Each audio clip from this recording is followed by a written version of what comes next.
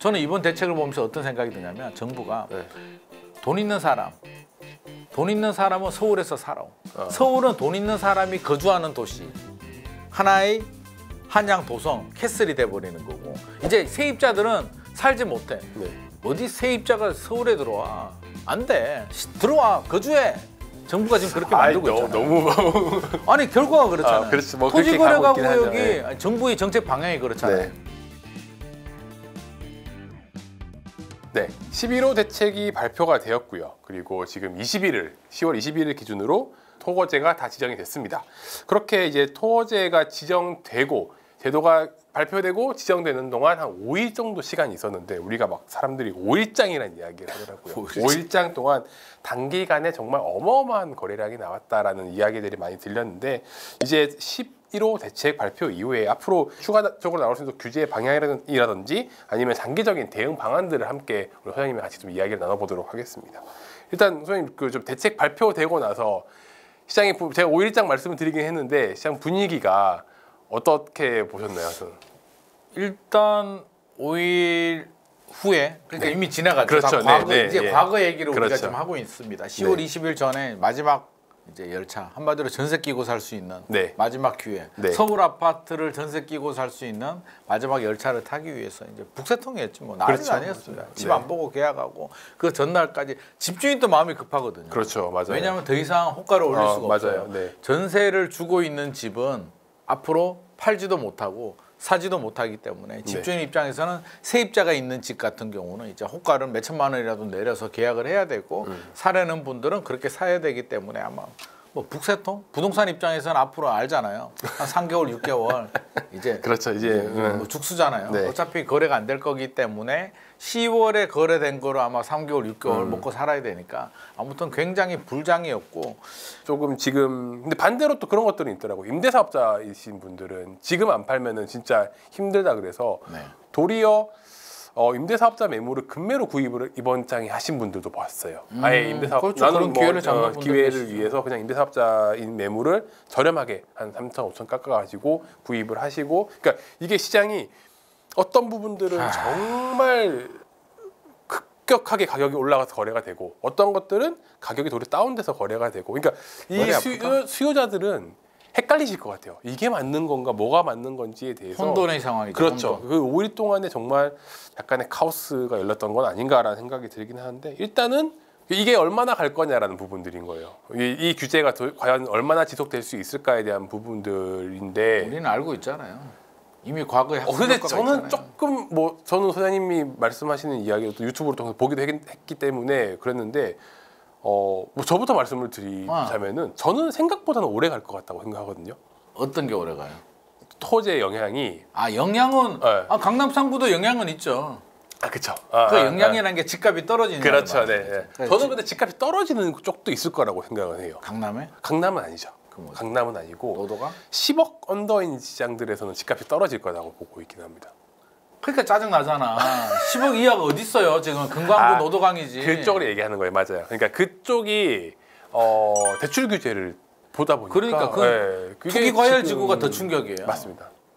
40%밖에 안 나니까. 40%도 보니까 사실 10억짜리 집을 사면 원래는 이게 뭐 금액대로 하면 6억까지 나와야 되는데 4%밖에 안 나오고 생애 최초만 대출을 잘 쓰면 좀 나올 것 같아요. 그거가 아닌 사람들은 10억대에서는 도리어 수요자가 급격히 감소를 할 수 있겠다라는 생각이 좀 들더라고요. 예를 들어서 6억이라고 생각해봐요. 6억 아파트 그렇죠, 맞아요. 충격이 내가 돈이 2억이 있어요. 아파트 살려고 6억 아파트 살 수 있잖아요. 수원 팔달구나 노도강이라 가면 6억짜리 있거든요. 그렇죠. 중계동도 그렇고 상계동도 그렇고 70%면 4억 2천 대역 나오죠. 그러면 우리 2억 가지고 4억 2천 대출 뭐 어느 정도 하면은 부부가 맞벌이 하면 한 월 한 150 정도 되니까 상환하면서 살 수 있어요. 근데 이게 2억 4천으로 떨어지면 맞아요. 충격이 강남에서 2억 4억 대출 안 나오는 거하고 6억 아파트에서 3분의 1이 날아가는 거하고는 차원이 다르기 때문에 엄청나게 지금 반발을 하고 있는 상황이죠. 그럼 마포, 성동, 광진 이번에 사실 제일 상승폭이 컸던 지역들 0.8% 주간 이런 것들은 어떻게? 걔들은 그냥 멈추지 않겠습니까? 저는 멈출 것 같아요. 거래량은 당연히 안 되겠죠. 그렇죠. 당장 전세 끼고 뭐 살 수도 없고 대출도 안 나오니까 그 충격파가 가죠. 그래서 한 적어도 한 3개월, 6개월 정도는 어리둥절하게 이게 뭔지 구조적으로 보면 이제 우리가 관심 있는 그거잖아요. 집값이 떨어질 수 있냐. 그렇죠. 그게 포인트거든. 거래량 감소는 상관없고 집값이 떨어질 수 있느냐인데 마포, 성동이 집값이 떨어지려면 이제 집주인이 소위 말해서 이제 안 팔려가지고 못 견디고 금매로 집어던져야 되는데 집주인이 금매로 집어던지려면 조건이 성립이 돼야 되거든요. 첫 번째 조건은 오늘 집값이 제일 비싸. 앞으로 더 떨어질 것 같아. 라는 게 성립이 되면 이제 우리가 던져야 되잖아요. 첫 번째.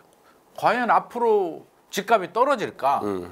금리도 더 내려가면 내려갔죠. 올라가지는 않을 것 같고 서울은 공급도 부족하다고 하고 수요는 여전히 충분히 있는데 왜 내 집을 던져야 될까? 두 번째, 내 집을 던지면 갈아탈 곳이 있어야 되잖아요. 전세가? 집 하나 있는 사람이 팔고 전세 가는 거 쉽지 않아요. 맞아요. 전세에 매물도 없고 상급지 가려니까 이 상급지는 더 높아 진입 장벽이. 어차피 대출도 안 나오기 때문에 선택의 여지가 없어요. 그러니까 집주인 입장에서는 스테이하는 방법 외에는 지금 선택의 여지가 없어요. 전세 낀 집들은 이제 팔지도 못하기 때문에 그냥 스테이입니다. 집을 사려는 분들도 부담스럽기 때문에 스테이. 그래서 일단은 멈출 것이다. 저는 멈출 것이라고 보는데 이게 그러면 내년 지방선거까지 계속 아니면 또 더 갈 것이냐 2, 3년 계속 멈춰 있을 거냐 그러면 시장이라는 게 우리가 멈춰 있을 수는 없잖아요. 그렇죠. 또 익숙해지잖아요. 아무리 무서워도 아무리 뭐 페널티가 들어가고 사고가 쳐서 선생님한테 맞아도 첫 맞는 게 무섭지. 이제 계속 때리게 되면 때려라 그냥. 그래. 난 원래 맞고 사는 놈이야. 강남 보게 되면 강남이 2017년부터 규제 지역이 지정이 돼서 지금 8년째 규제예요. 강남에 가보면 투기과열 지구가 지정이 돼서 불편하다고 얘기하시는 분, 매도자, 매수자 중에 저는 한 사람도 못 봤어요. 당연히 우리는 원래 투기과열 지구야. 이제 원래라고 받아들여요. 수용하는 거죠 이제.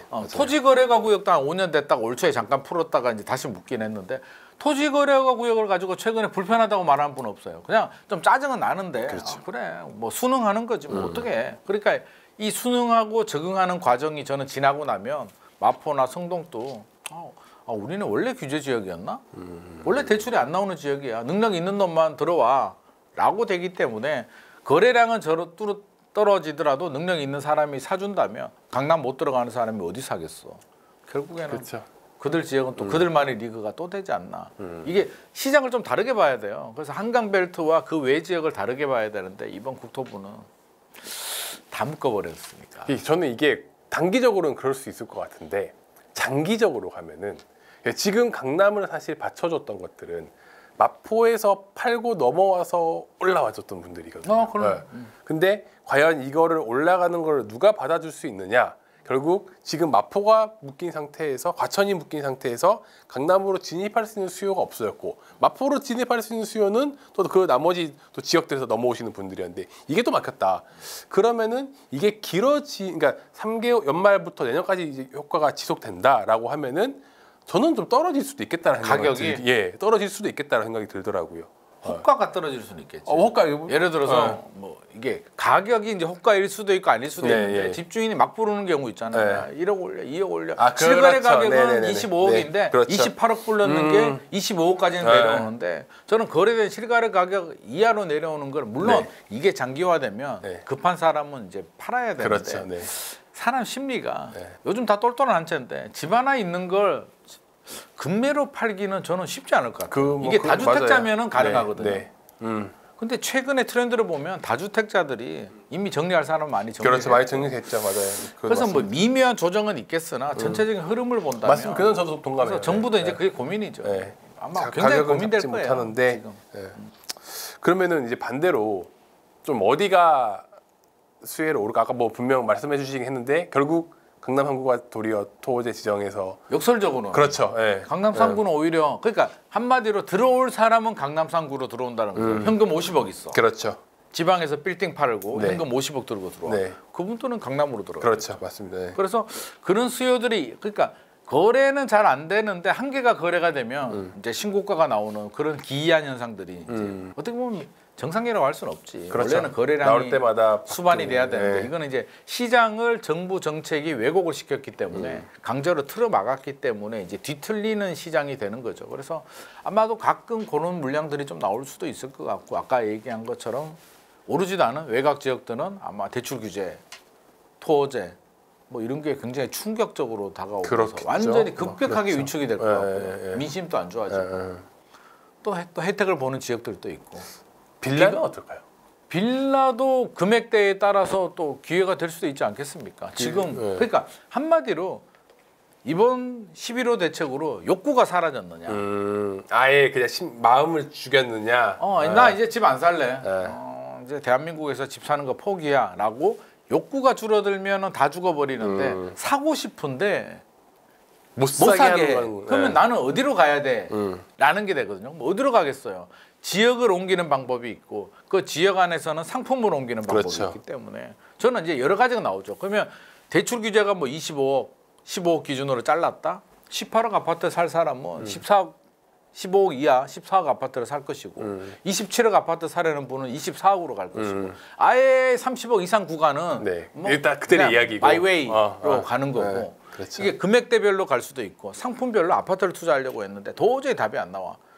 그러면 차라리 그냥 재개발, 재건축은 또 비싸니까 그렇죠. 재개발로. 투자금이 더 들어가니까 재개발에 서울에 또 오세훈 서울시장이 신속통합교육 2.0 한다고. 많이. 그러면 이제 관건이 이거거든요. 재개발에 투자하는 분들이 제가 생각하는 포인트는 내년 지방선거에 오세훈 서울시장이 재선을 하느냐 안 하느냐가 저는 굉장히 중요하다고 생각하거든요. 왜냐하면 시장이 바뀌었다? 그럼 재개발 정책 자체가 완전히 180도 바뀌면서 구역 지정이 된다라고 기대를 하고 들어갔는데 박원순 전 서울시장처럼 딜레이가 될 수 있지. 35층 룰 다시 해. 용적률 안 돼. 젠트리피케이션 생기니까 신속통합계획 폐지 이렇게 되면 엄청난 충격을 받을 수도 있기서 그렇죠. 이제 변수는 있습니다만 그렇게 상품으로 이동하는 분들이 있고 이제 지역을 옮기는 분들도 있죠. 규제 지역 아닌 곳들도 있잖아. 구리, 남양주, 뭐 동탄 그렇죠. 지금 제가 동탄을 보니까 어제 제가 동탄 모니터링 해보니까 이미 15 대책 발표되고 매물이 싹 사라지고 호가 뭐 11억이 13억에 팔아라. 저한테 뭐 13억에 갑자기 팔아라고 하는데 팔아야 돼요. 이렇게 물어보시는 분들이 있고 구리는 더 난리예요. 오늘 그쵸. 제가 연락을 받았는데 구리는 이제 지방에서 이제 원정 투자가 들어오는데 지방에서도 불안하니까 들어오는데 어차피 서울은 막혔고 찜질방을 잡아놓고 찜질방에서 자면서 지금 구리에 산대요. 실제로. 이런 현상들이 지금 이게 뭐 하는 짓이요. 대한민국에. 정책 하나가 발표되면서 이렇게 수많은 지금 기이한 현상들이 도리어 불안감이 커졌다라고 보시는 더 불안하죠. 왜 이제 느끼잖아요. 학습 효과가 있잖아요. 맞아요. 또. 야, 이렇게 올라가면 구리 남양주 다산도 올라갔을 것이고 동탄 뭐 인천 송도도 마찬가지. 야, 이렇게 올라가면 애들은 다음 타자야. 애도 묶이거든요. 또 묶이기 전에 또 사야 돼. 그 다음은 여기 안 사면 더 외곽으로 가야 돼. 그렇죠. 이렇게 풍선 효과가 정부는 차단한다라고 했는데 수도권 전체를 차라리 수도권 전체를 묶어버렸으면 부작용은 굉장히 커도 이런 풍선 효과는 그래도 막을 수는 있는데 이게 또 정책을 만드는 분들은 또 이게 정량 기준이 충족이 돼야 되거든요. 그래서 이번 대책도 풍선 효과를 차단하기 위해서 다 묶자. 라고 결론을 냈는데 이제 정량 기준을 보니까 동탄을 빠진 거야. 그렇죠. 그래서 빠진 건데 구리도 그렇고 이게 본의 아니게 좌표 찍어줬죠. 야, 쟤들 나중에 지정되니까 지금 빨리 사라고 시장에서는 받아들이고 있으니까 지금 굉장히 뭐 혼돈의 상황이 20일이 지났음에도 불구하고 오히려 이런 비규제 지역들은 또 혼돈의 상황이 이어지고 있으니까 집주인 또 당황하고요. 그렇죠. 맞아요. 팔아야 돼? 말아야 돼? 맞아요. 내가 팔려고 했는데 갑자기 막 호가가 올라가니까 나 더 올려야 돼? 어떻게 해야 돼? 팔고 나 어디 가야 돼? 뭐 여러 가지 문제들이 발생하고 있습니다. 그러면은 이게 결국 지금 이제 이걸 임차인들은 가장 두렵단 말이에요. 지금 다들 전세 가격이 올라갈 것이다. 뭐 사실 뭐 어찌 보면 당연한 논리긴 하죠. 집이 거래가 될 수 있는 것들이 줄어드니까. 근데 이제 전세 가격에 대한 부분들, 그럼 임대차 시장은 전반적으로 이제 어떻게 대응을 하게 돼야 되는 거냐. 이게 제일 사실은 많은 분들은 이걸 또 고민을 하시는 것 같아요. 근데 이게 대응을 할 수 있을까가 일단 걱정이고요. 그렇죠. 저는 그런 분도 연락을 받았습니다. 이게 제가 이번에 재계약을 해야 되는데 그냥 올려주고 재계약을 할까요?라는 이야기를 들었어요. 계약갱신 안 갱신권을 나중에 쓰겠다는 거예요. 그러니까 지금보다 더 올라가는데 베팅하는 거예요. 그렇죠. 그러니까 그것도 좋은 전략인데. 그래서 그게 도리어 나을 수도 있겠다라는 말씀을 드리긴 했는데 그렇게 했다가 집주인이 입주한다 그러면 이제 그러면은 얘기가 달라지는 거기는 하죠. 베팅이지. 그렇죠. 근데 그만큼 불안하다는 거잖아요. 더 올라가는 그런 이야기들을 베팅을 하고 있는데 네. 충분히 납득할 수가 있는 게 아니 상식을 가진 분들은 당연히 더 올라가는 게 맞잖아요. 왜? 일단 매매 가격이 올라갔어요.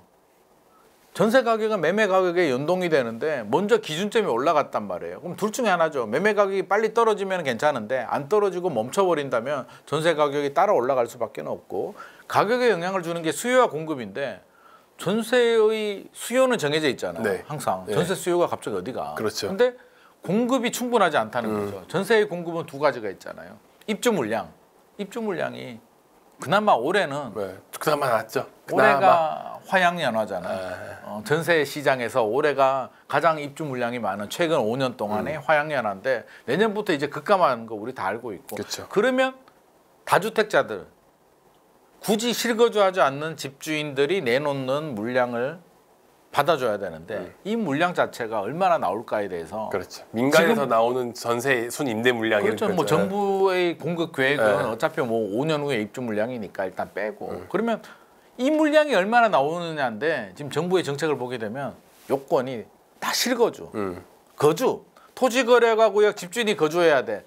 뭐 분양받은 아파트도 실거주 의무 적용이 되고 다 거주예요. 그렇죠. 그럼 이게 무슨 의미를 하냐면 집주인이 전세를 줘도 되는 집도 집주인이 입주를 하게 되니까 안 나와요.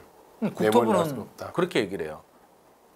야, 총량은 똑같잖아. 어차피 전세 살다가 집을 샀어. 실거주하게 되면 이 사람이 빠진 집은 전세 나오지 않아. 총량은 똑같으니까 영향이 없어라고 이제 해명을 하고 있는데 제가 볼 때는 그러면 질의 문제죠.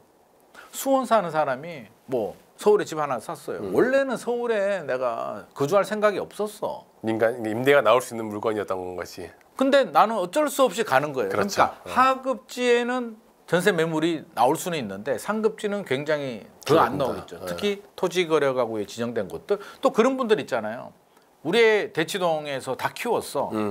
더 이상 이제 대치동이 맞아요. 나한테는 의미가 없어. 네. 그러면 어떻게 해요?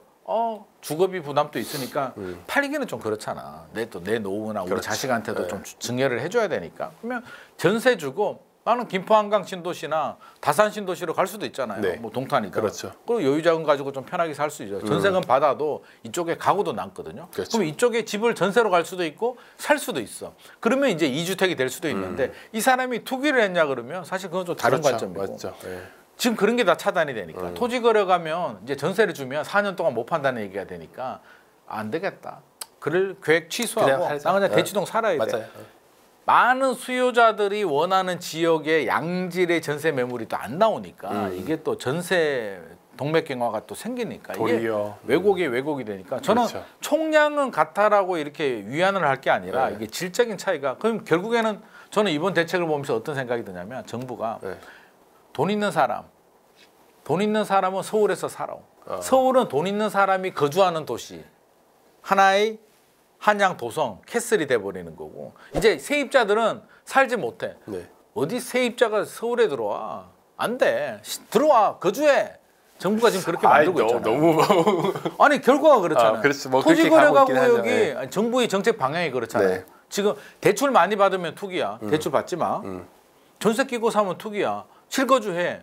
정부가 현금이 많은 실거주할 수 있는 사람은 우리가 인정해주겠다라고 하니까 역설적으로 분양가 상한 자격 적용된 아파트 나오잖아요. 그렇죠. 대출 규제 적용되면 이제 현금 20억 없으면 서울에서 뭐 강남 3구, 용산구에 아파트 분양 나오는 거 못 잡아요. 맞습니다. 25평도 못 잡아요. 그쵸. 그럼 그분들은 지금 박수 쳐요. 왜? 이제 경쟁률이 떨어지거든. 떨어진 거니까. 트리니원, 뭐 레미안 트리니원 있잖아요. 또 뭐예요? 반포중을 일단지 DH 클래스트. 지금 11월 12월 이제 한다고 하니까 이런 거 나오면 이제 청약 경쟁률이 상대적으로 떨어질 수 거잖아요. 있죠. 네. 돈이 없으면 부자들은 지금 룰루랄라 외치고 있을 수도 있습니다. 맞습니다. 이제 임차인 아까 저 되게 그 동감이 되는 게 양질의 전세는 수요가 많은 전세는 줄어들고 그러니까요. 원치 않는 전세는 늘어나는 시장이 되는 거니까 똑같은 총량이라고 하지만 갖고 싶은 것들의 공급이 줄어드는 거는 가격을 올릴 수밖에 없는 그렇다니까요. 네. 또 지방에 계시는 분들도 원래 전세 끼고 나는 사도 전세를 끼고 산다는 게 이게 잘못되고 특이화시키는 악마를 할 게 아니라 전세를 끼고 산다는 얘기는 전세 매물이 나오는 거예요. 그렇죠. 그러니까 서울에 전세 매물 하나 추가되는 건데 그렇죠. 그거를 맞습니다. 막아버리면 네. 지방에 계시는 분도 그것도 분명히 단점이 야 결심하자. 이 기회에 그냥 우리 서울 가서 살자. 그런 분들 반드시 나온다. 맞습니다. 네.